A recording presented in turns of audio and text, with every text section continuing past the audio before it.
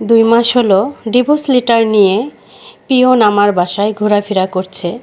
আমি ডিভোর্স লেটারটা রিসিভ করছি না। ভয় একটাই যে আমি যদি রিসিভ করি তাহলে আমি তো ঠকে গেলাম, বা আমি তো চাচ্ছি না আমার হাজব্যান্ডকে আমি ছেড়ে দিব। আমি তো তার সংসার করে খেতে চাই, তার সংসারে আমি থাকতে চাই, কিন্তু সে আমাকে ডিভোর্স দিতে চায় এবং অলরেডি ডিভোর্স পেপার পাঠিয়েও দিয়েছে। কি দোষ ছিল আমাদের? আমার আমাদের কেন বলছি? আমার 2টা ছেলে মেয়ে আছে।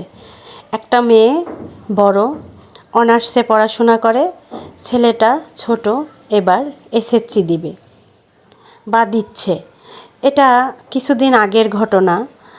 আমি কি দোষ করেছিলাম যে আমাকে ডিভোর্স দিতে বাধ্য হইল আমার হাজব্যান্ড? সে একটা সরকারি জব করত, এখন রিটায়ার করার পরে আমাকে ডিভোর্স লেটার পাঠিয়ে দিয়েছে। আমি আমার হাজব্যান্ডের সংসার করে খেতে চাই, সে পরকীয়ায় লিপ্ত, বিয়েও করে ফেলেছে। আমি কিছুই জানতাম না। আমার কি দোষ ছিল আমি সেটাও জানি না। আমরা কিন্তু প্রেম করে ভালোবাসা করেই বিয়েটা করেছি।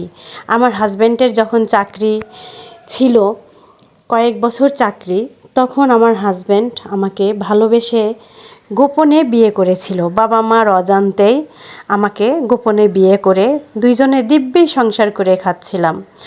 কিন্তু হঠাৎ করে আমার হাজব্যান্ডের কি হলো আমি নিজেও জানি না, সে আমাকে ছেড়ে দিতে বাধ্য হইল। কি দোষ ছিল আমার? বারবার একটা প্রশ্নই আপনাদের কাছে বা আমার হাজব্যান্ডের কাছে। আমি নাম জানাইতে চাই না, আমি কে আমি সেটাও বলতে চাই না। যদি আমার হাজব্যান্ডের কাছে এই ভিডিওটা পৌঁছে থাকে তাহলে আমি তাকে বলবো যে আসলে আমার কি দোষ ছিল, আমি কি অপরাধ করেছিলাম। তুমি তো আমাকে ভালোবেসেই বিয়ে করেছিলে, কত কষ্ট করে দুইজনে, কত কষ্টের সংসার আমাদের। তখন তো আমাকে ছাড়োনি, যখন কষ্ট ছিল, যখন দুঃখ ছিল, যখন আমরা অনেক কষ্ট করে সংসারটা গড়িয়ে তুলেছিলাম, তখন তো তুমি আমাকে ছাড়লে না। তাহলে এখন কেন তুমি আমাকে ডিভোর্স দিচ্ছ? আমার কথা না হয় নাই বা ভাবলা, 2টা ছেলে মেয়ের কথাও তো ভাবতে হয়।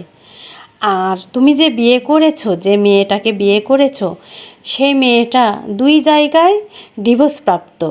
তার একে একে 2টা বিয়ে হয়েছিল। সেই তোমার কাছে ভালো হলো, আর আমি তোমার কাছে একদম নোংরা হয়ে গেলাম, বাজে হয়ে গেলাম। আমি ভাবতেও পারি না যে তুমি আমার মতো বউ রেখে পরকীয়ায় জড়িয়ে যাবে। আমার কোথায় কমতি ছিল? আমি কি অসুন্দর? আমি কি দেখতে এতটাই খারাপ? আমার চেহারা কি খুবই বাজে যে তুমি আরেকটা বিয়ে করলে? তুমি যাকে বিয়ে করেছো সে তো আমার থেকেও একদম দেখতে, কি বলবো, মানুষকে বলতে হয় না কুৎসিত।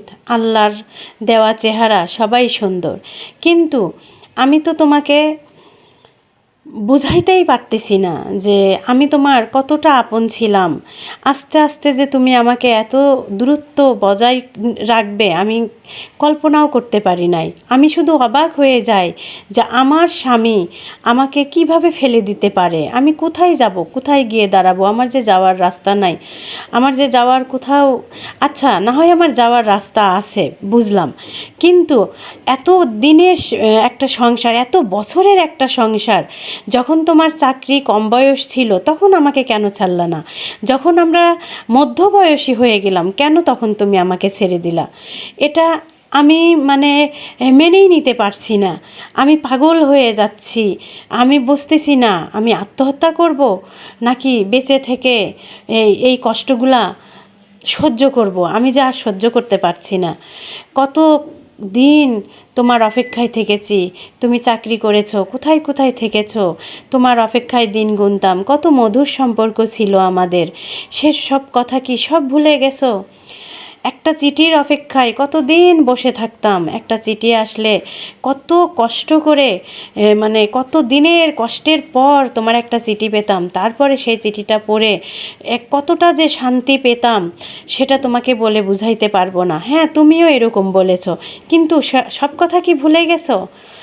তো ধন্যবাদ বোন আমার, এই চিঠিটা পাঠানোর জন্য, এই গল্পটা পাঠানোর জন্য। এটার অনেক বড় একটা কাহিনী আছে। কাহিনীটা বলতে গেলে অনেক সময় লাগবে।